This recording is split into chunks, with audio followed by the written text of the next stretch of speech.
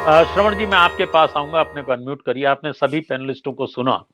Bharatiya Janata party कहीं कुछ फंसी हुई भी नजर आ रही है। एक तो एनसीपी, शिवसेना के साथ एनसीपी ने भी मोर्चा खोल दिया है। ऐसी स्थिति में महाराष्ट्र में जो नाटक है वो अभी इतनी जल्दी खत्म होने वाला नहीं है।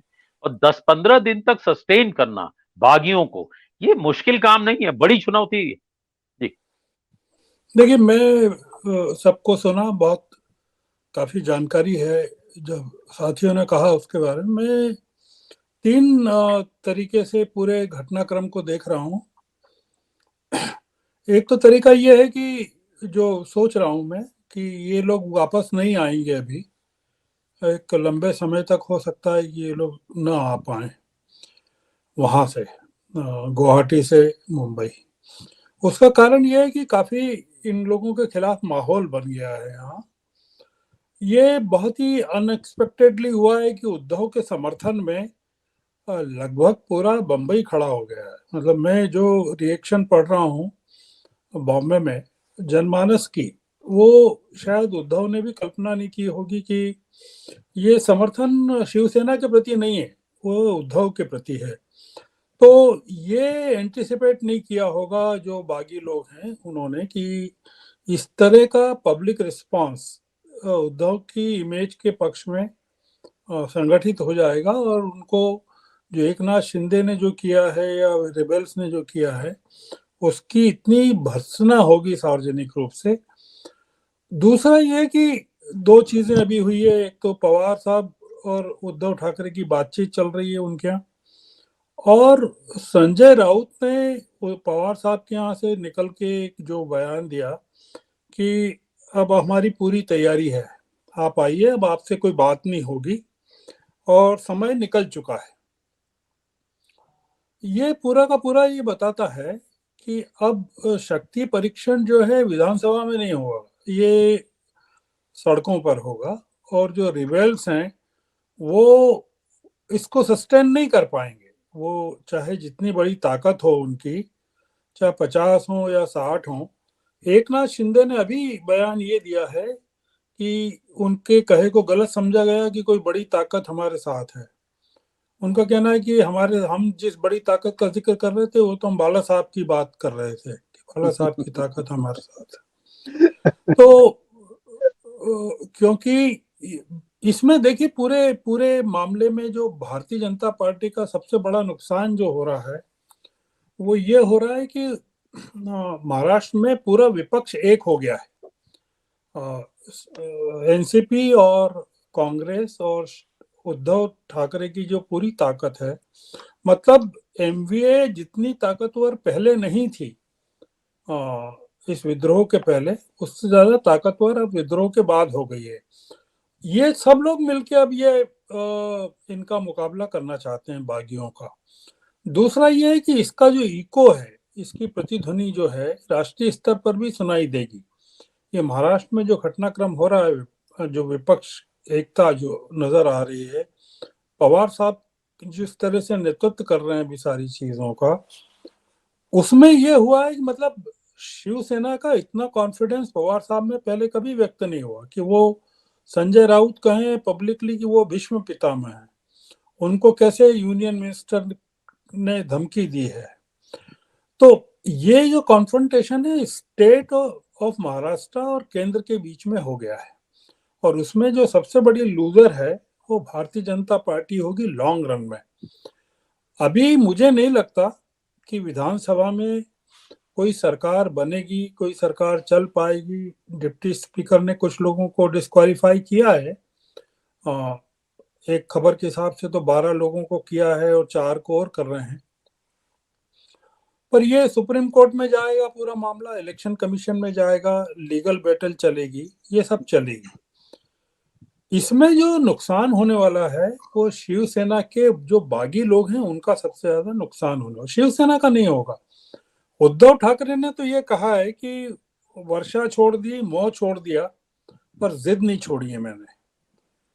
तो अब ये मामला उद्धव ठाकरे ने जिद का बना लिया है, और ये जो जिद का मामला बन गया है, इसमें ये हुआ है कि ये एंटिसिपेट नहीं किया था इन लोगों ने।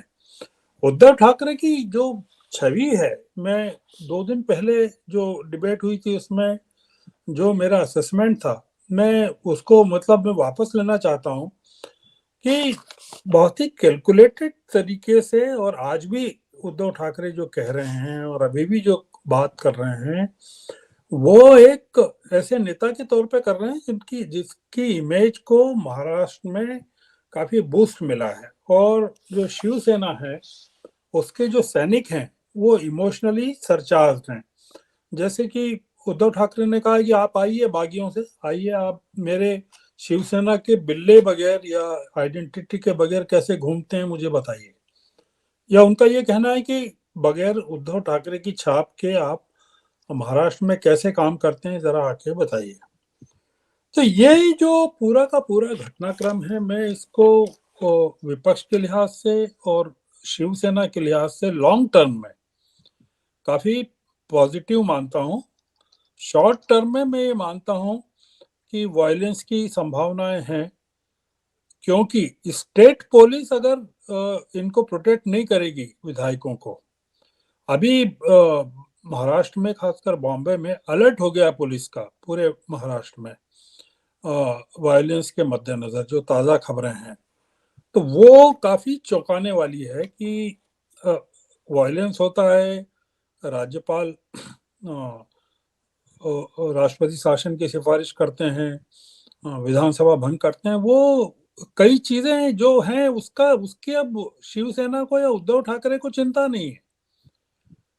उद्धव ठाकरे या शिवसेना का जो बेसिक कैरेक्टर है उसमें चिंता ये है कि ये जो लोग गए हैं इनको अब पाठ पढ़ाना है और इनको फिर से जीतने नहीं देना है।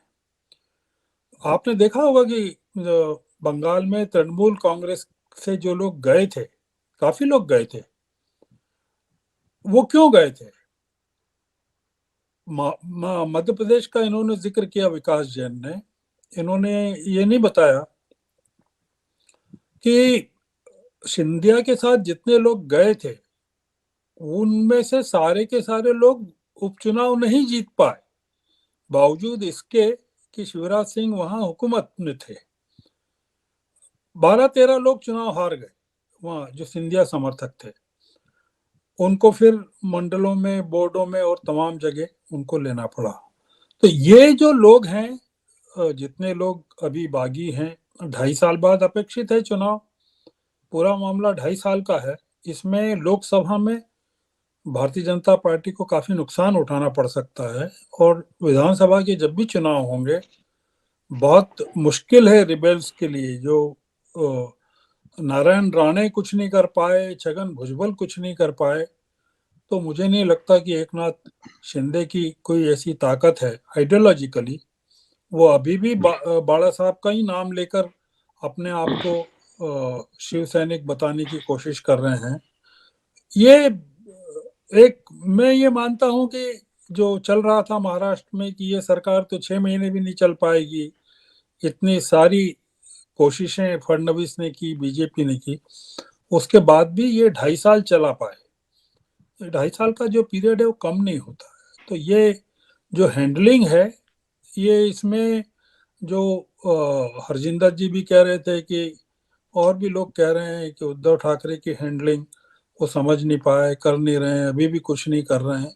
मैं ऐसा नहीं मानता। मैं जो देख रहा हूँ, समझ रहा हूँ, विश्लेषण कर रहा हूँ, काफी एक्शन है अभी महाराष्ट्र में, और उद्धव ठाकरे और पूरी की पूरी उनकी जो टीम है, आदित्य ठाकरे इस समय काफी इमर्ज हुए हैं वहाँ पूरे के पूरे घटनाक्रम में, बहुत जबरदस्त तरीके से हुए हैं।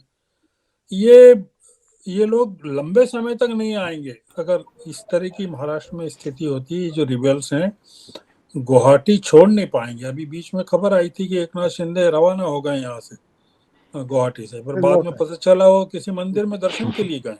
लौट आए। कामाख्या देवी के मंदिर गए थे।